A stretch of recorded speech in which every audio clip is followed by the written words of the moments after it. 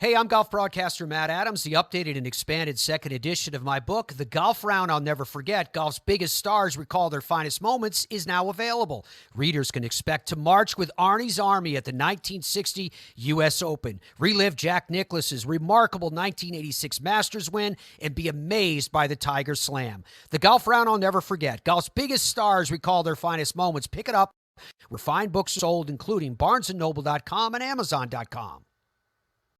This podcast is part of the Sports History Network, your headquarters for the yesteryear of your favorite sport. You can learn more at sportshistorynetwork.com. The first team that we're going to talk about in the NFL is the team that's closest to my heart, and I'm going to be honest with you, I'm going to be very biased about this, and that is my favorite team, the Tennessee Titans. The Tennessee Titans are located in Nashville, Tennessee, and play at a stadium called Nissan Stadium. They were founded in 1999, but actually the team itself was founded in 1960 when Bud Adams and other men began the Foolish Club. That is, the owners of the AFL who decided to compete against the NFL. They were known at that time as the Houston Oilers. The Houston Oilers were very successful in the first couple of years of the AFL. They won the first two AFL championships. And in fact, when you look at that time, you will see that their second draft pick, their second number one draft pick, was a man named Mike Ditka. Now, he didn't play for them, but it's interesting to see that they picked Mike Ditka as their number one draft pick in 1961. The Tennessee Titans became the Tennessee Titans in 1999, but from 1996 to 1999, when the Houston Oilers left, they actually played in Memphis, Tennessee, and then they played at Vanderbilt Stadium, and they were known as the Tennessee Oilers at that time, which was funny because living in Tennessee, we don't have oil here. If we want oil, we go to the store and buy Mobil 1. We were thinking that can't be the name that they would pick. But Bud Adams decided to call his team the Tennessee Titans, because Nashville is considered the Athens of the South. And Titans represent the epitome of what man would want to be. The Tennessee Titans sport 19 people who have either played or coached for them at one time or another in the Pro Football Hall of Fame. 19 people. Their total team stats, they have 440 wins, 470 losses, and 6 ties. So we got to work on getting back to 500 with that. They are 17-21 in the postseason. No Super Bowl wins yet. And that's a big yet. And again, as I say, that they have 2 AFL championships. One of the things about the Titans that you as a fan should understand is that we don't have a very long tradition here in Nashville, but we do have some impressive moments. In 1999-2000, in fact, in January 8, 2000, the Music City Miracle took place. Now, our Buffalo Bills friends may not like that moment, but that is a special moment. And as I'm sitting here in my office recording this, I'm looking across and I'm seeing a picture of Kevin Dyson running down the field to score the touchdown to win that game. And yes, it was a legal play. Frank Wycheck threw a legal pass. The Houston Oilers, they do have a great history to talk about. The Love You Blue era in 1970 with Bum Phillips and Earl Campbell, who's one of the greatest running backs of all time. We see so many different people come through there. Even Ken Stabler and Archie Manning came through there. When they came over to Nashville, we see that they brought over a man named Jeff Fisher to be their coach. And he is the winningest coach in Tennessee Titans, Houston Oilers history. On April 4th, 2018, just to unveil new uniforms, downtown Nashville had over 10,000 fans to watch the unveiling of the Titans' latest uniforms. Nashville is fully on board with their Tennessee Titans. During the 50th anniversary of the AFL, the Titans played against the New York Jets. The Jets were once known as the New York Titans. On that day, the Titans played the Oilers. And I had to make sure that I was paying attention to that because I say go Titans, but I'm actually rooting for the New York Jets instead of the Tennessee Titans, who were the Houston Oilers that day. And I want to share a story with you. And in fact, before I share a story with you, I would be amiss if I didn't mention that the Titans played in one of the best Super Bowls of all time, Super Bowl 34, ending up 1 yard short from tying the game against Kurt Warner and the St. Louis Rams. But I want to share a story with you by Jim Wyatt from the book Titans Sideline. It's talking about one of the greatest players in Titans history. That is Bruce Matthews. If Cal Ripken is known as baseball's Iron Man, then Bruce Matthews has to qualify as the NFL's version. During his 19-year career, Matthews played in more games than any full-time position player in league history, 296. He started every game from November 29, 1987 until he retired at the end of the 2000 season. He is blessed with good health and a body that was able to withstand the grind in the NFL year after year after year. Matthews, who played every position on the offensive line during his career, was selected by the Houston Oilers in the 1983 draft. He was named to 14 Pro Bowls. Over the year, he blocked for 15 different quarterbacks and 28 different running backs. That is one of the greatest players in Houston Oilers, Tennessee Titans history. We've had several. Men like Steve McNair and Eddie George, Earl Campbell, Chris Johnson, who was one of just a few men who rushed for over 2,000 yards. One of the best seasons I've ever seen a team play at that point. There's your little bit of a history of the Tennessee Titans. Now, as we go through this, I want to also share the history of some of the other teams, some of the teams that you may like. And if you want to be part of this show, to share your story about your team and what makes your team special and what makes it family, you can message me on Twitter at Jeremy_McFarlane, at Jeremy, JEREMY_MCFARLIN. And we'll see if we can get you on this podcast. But this podcast is not just about history. This is about the fan experience that makes football family. So at the end of every episode, I would like to have an interview with a fan. And this week's interview is a fun one for everyone to enjoy. And can you give me your names, please, and a little bit of background? I'm Marilyn, and I'm Ward. Okay. And we are football fans, and we are Titan fans. See, you're the best kind of fans. And the one thing that people are going to understand about this podcast is, yes, I am biased. I am extremely biased, and I'm not ashamed of it.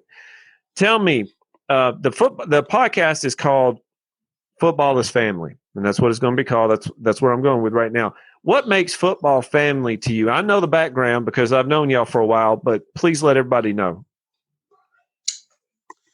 Well, Jeremy, when it was first announced that the Houston Oilers were coming to Nashville to become what would ultimately be the Tennessee Titans, we got excited about that because we've always been pro football fans in our house. This gave us an opportunity to bring that a lot closer to where we live. As you know, we're an hour and 15 minutes from Nashville. So we sort of bought the bullet in the very beginning and put our names in for our PSLs in the very beginning. So we are founder PSL owners. That was exciting. That's what got it all started. And then as you participate and you become a little more vested, or a lot more vested in the team itself, and you just kind of get into it and kind of become a part of it, it in turn becomes a part of you. At the time this all started, our youngest daughter was a very young girl. How old was she now? I don't remember exactly. 10 or 11. 10 or 11. And her passion for football increased with her participation as we trekked off to Nashville and started out as very novice tailgaters. Obviously, our field of experience in that, certainly in the pro realm, was nothing. And so we sort of fumbled our way around into that, and we found it was something we all enjoyed. Our older children also became involved and would come in and be a part. So it became kind of like a family camping thing, if you will. That's kind of how it all got started for us. And it just grew from there.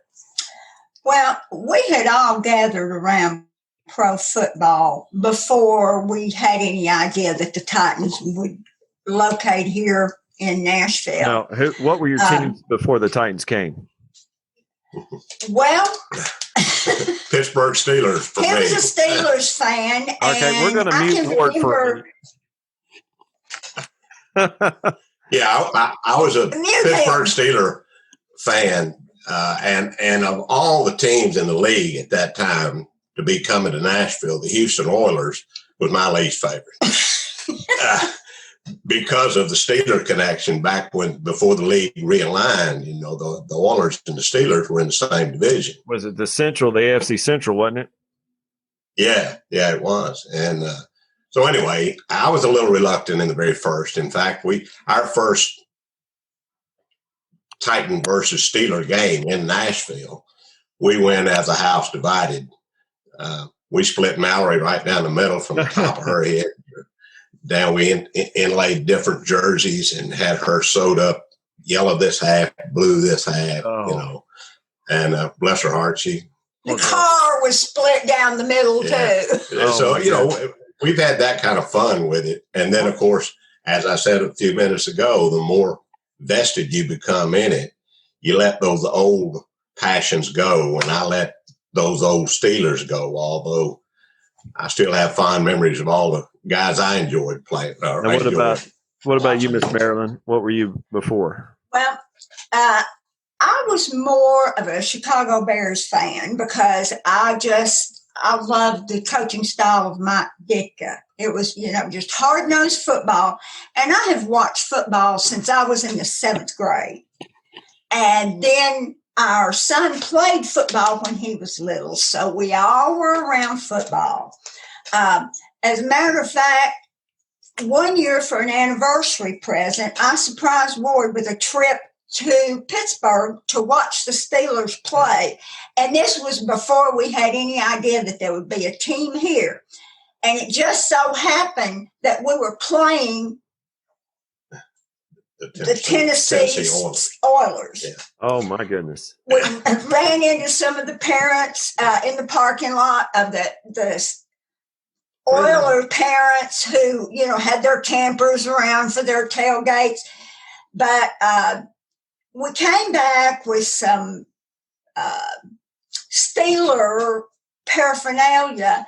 And every time the Steelers would play, our youngest daughter would delight in hiding it from her dad so he couldn't get it out. And that was always quite a production. But even her, before she started kindergarten, you could show her an NFL logo and she could tell you the name of the team and where they were. It was just always football. It's good parenting. In kindergarten, all the rest of the little girls had Holly Hobby backpacks. She had a Brett Favre backpack. Real good parenting. Now, y'all are not, y'all who are listening to this podcast are not seeing the videos I am. Miss Marilyn's wearing her football earrings and she has a Taylor Lewan jersey on. Mr. Ward is decked out in his white Tennessee Titans shirt. And I am envious of the jersey, number one. Whenever I buy a jersey, people tend to leave, so I don't want to buy a Lewan jersey. Yeah, it's hard these days. Well, I bought a Derrick Henry jersey, and I'm scared to wear it because I don't want him to go anywhere to get hurt. So, and what they were saying is in 1997, the Oilers came to Memphis, and as they were building what is now Nissan Stadium, but at the time it was the Coliseum, Arkadelphia Coliseum, I believe is what they called it. Adelphia. Adelphia, that's right, Adelphia. Thank you. I keep messing that up for some reason. Then became LP Field, and then it became Nissan Stadium. In order to raise funds for the stadium, they sold what is called PSLs, that you got to pick whatever seat you wanted to, and then you bought the season tickets. And you have been in the seat since, what is it, 99 that the Titans came here. So you've had the same founder PSL owners. Okay. We've actually swapped sections from the very beginning. Oh, okay. For many years, we were in the upper deck, section 307. We bought tickets with a friend of ours that we bought 3 seats. He bought 3 seats, so we had 6 in a row there. But we climbed those walkways for all those years. It's a go path. The year that we sold those PSLs and bought ours down below, which is where we are now, they put an elevator in. And so now everybody in the upper deck can ride the elevator. But yeah, the first year that they put the elevator in, they wouldn't let people ride it unless they were infirmed. And my wife was pregnant with Kelsey at the time, but wasn't showing. And Kelsey is my middle daughter. And so they wouldn't let her ride the elevator up. And I'm like, come on, she's pregnant. No, she's not. They thought we were messing, but now it's just hey, it is what it is. It's that face, Jeremy. Trust me, it's. I have a face for radio. I really do. Let me tell you about our relocation, because this is a good story. Okay. So we had the 3 seats because now our youngest daughter was still at home when we bought these. So she got married, and there was quite a dilemma between she and her fiance. They couldn't decide whether to buy season tickets from the Titans or whether to have a live band at their wedding. The PSLs won. They should. You So they bought theirs, and then we sold the 3, and we managed to get exactly the row behind them, 2 seats down, with our new seats. Good stuff. Now, her daughter and her husband, I did their wedding, and they are. I envy them, their Titans. They are Titans fans like I want to be. And that's something with the next question is, what drew you to the Titans in the first place? And is it simply because of the location more than anything? It was for me, because we could go to these games. And we even discussed the fact that, we didn't know that we would eventually become huge Titan fans, but we talked about the teams and the players that we would get to see. Yes. Every time they played here. Yeah. And it's not only the players, Jeremy. What we found, what was kind of evolved with us, I think, for all of us, aside from the fact that it is a time we spend together, it's kind of unusual times. We throw in and cook a meal and that kind of thing and prep for the game and so forth. But the other side of that is, every week you meet people from all over the country who are coming in here as visiting fans. And it's just very interesting to interact with those, and their attitudes are from one end of the range to the other, as far as they enjoy Nashville. They talk about what a great city it is. It certainly has been a positive on the national scene for not only Nashville, but for Tennessee. Yes. And hopefully some of that would filter down into, the rural communities that we're in. But meeting those fans is always a lot of fun. You never know what you're going to, it's like Forrest Gump's box of chocolates. You really don't know what you're going to get when these guys walk up to your grill and they're all decked out and flamed up or whatever. I tell you what, I've only was scared one time with a fan base, and that would be the now Las Vegas Raiders. They come out with spikes and they're into it. Oh yeah. There's a lot of, well, they all are really. The Pittsburgh Steelers, Philadelphia Eagles, yes. The Raiders. They always bring huge crowds. Cleveland brings some interesting people. When we went to the draft, I met a lot of Cleveland fans and talked to them. And I tell you what, they are. Knowing what they have been through in the past since '99 themselves, they are dedicated people. They are that. Yes. And then you got the Jaguars. I mean, good grief, bless their hearts. I'm glad to see them come north and enjoy a few minutes of quality life. I mean, Well, excuse me, you might want to edit that out. no, we're leaving that one in there. We went. The reason I said it, we went to Jacksonville certainly for the AFC playoff game the year we went to the Super Bowl. We were at their home. Oh, okay. And interacted with them, and that was very interesting. They again, we were all new at this. But I tell you that they were that experiencing.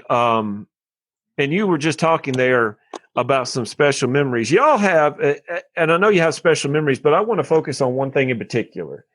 Y'all went to the game in Baltimore this past year, didn't you? Yes. Yes. We did. Now, I'm going to make it clear here that I don't hate any team, but I despise the Baltimore Ravens. And that's just because of 2000, 99, 2000, and 2001. Yes. That is it. I'm bitter and I'm okay with that. Can you tell me, with that memory in mind, what was your highlight this past year with you being a Titans fan? Well, I'd say that's it for me. Baltimore. Baltimore was because number one, we're certainly not Baltimore Raven fans. We do have history with them. We had history. We were there in Nashville when they killed us. Clean out. But even prior to that, hurts. I will say this: where we tailgate is on the river side. On the Nashville side of the river. Yes. So those fans that are staying downtown and coming by, they come right by where we're at. In years past, Brian Billick, who was the coach at that time of the Raven, he walked from his hotel room over to the stadium, which put him on the sidewalk going right by us, which I think is a class act and a very brave move on his part, especially given the atmosphere at that time. But those were fun kind of days. Now, that doesn't happen anymore like that. But going to Baltimore, that was an incredible experience. Hats off to them. They've got a quality stadium, gorgeous facility and all that up there. And the people were very, very nice to us up there. Yes. They were. In the very beginning. And, of course, it got a little worse as the game went on. But well, the memory we had a ball up there. Well, the memory I have in 2000 was when Ray Lewis took the ball from Eddie George, and that was that hurt. Yeah. But the people in Baltimore were happy with us because we put the Patriots out. I think we had about 30 teams that were happy with us at 30. Yes. And they've been talking about them ever since. Let's a couple more questions for you, if you would, please.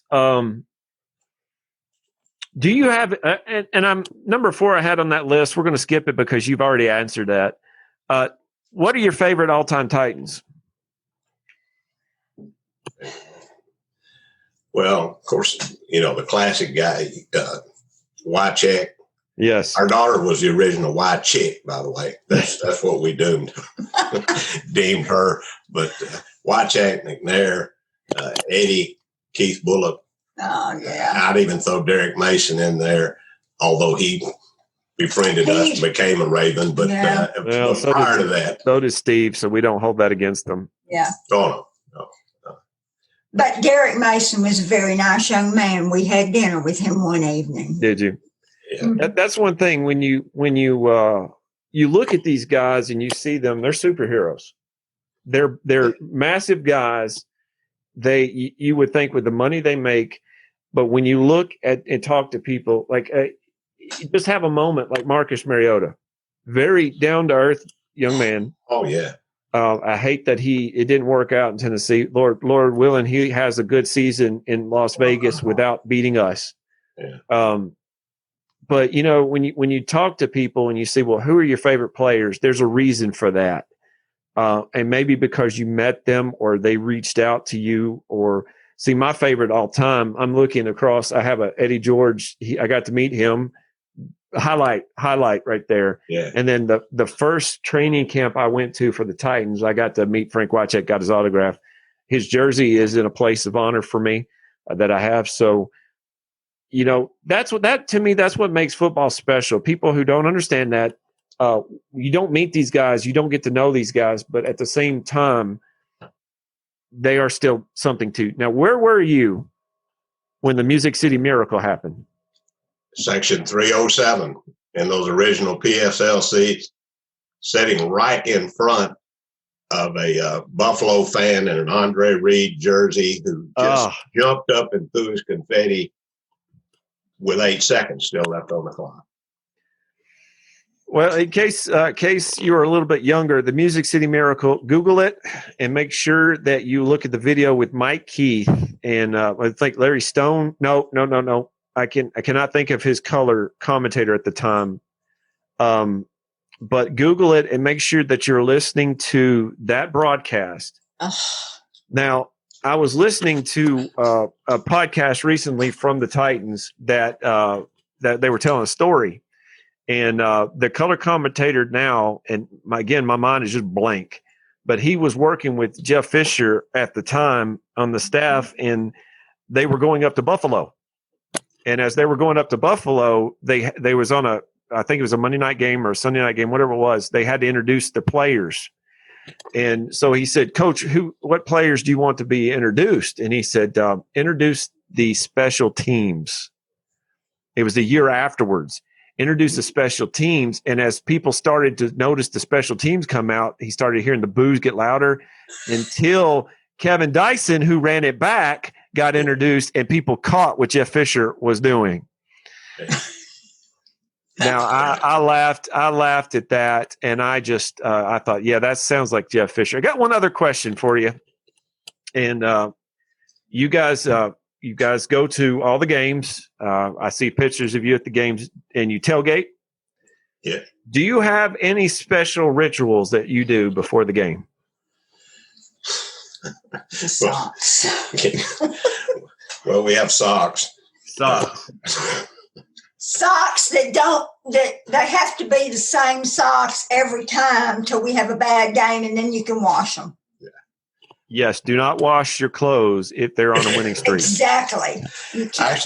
Actually, Jeremy, you were talking about the original Coliseum, the Adelphia Coliseum. I have a silk flag, a banner type flag from the inaugural game in that stadium. And the way I got that was I was standing on my grill over on the sidewalk on Gay Street, and a guy came by trying to sell this flag. And I wasn't really interested in it, but I asked him how much he wanted for it. It was $8. Now, this was in where it was, 1999 or 2000, whatever the year was. And so I said, man, I don't think so. And he said, well, what is that you're cooking? And I said, well, I'm grilling pork chops, and we're going to fry some eggs here in a little bit. And he thought that was interesting, and he went on. In a few minutes, he came back, and he still had that flag. And he said, I can't seem to sell this flag. Would you trade that for? I said, yeah, I'll trade it for a pork chop sandwich. So we still have that flag, by the way, and it's in our tailgate bag. So we fly that. That's kind of a ritual, I suppose. And that's the reason for that. And it's Dave McGinnis. I apologize, Coach McGinnis. Your name it just left my head.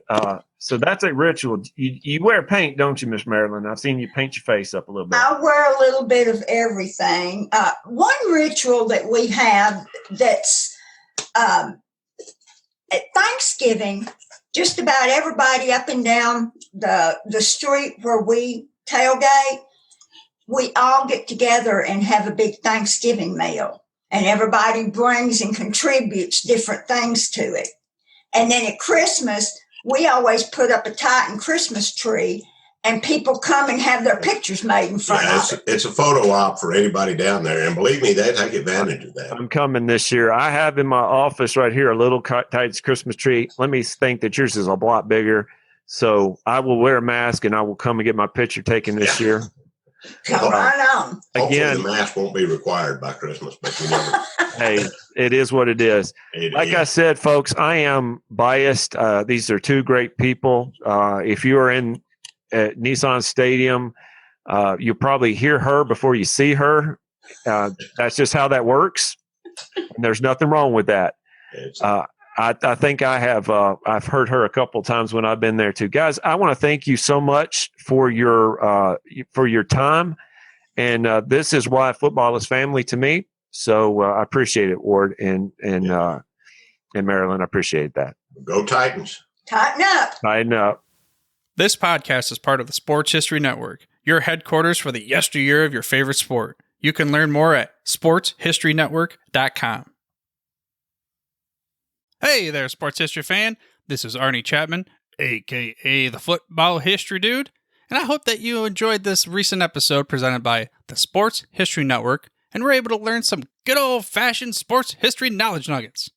I started the Sports History Network back in 2020 with the mission to help podcasters find a community of like-minded sports history nerds, as well as helping aspiring podcasters to start their own shows. We have a little bit over 30 shows on the network right now covering all sorts of sports history, but as far as I'm concerned, we're just at the toothpick in the ocean moment, that can't even figure it out because there's so much more coming.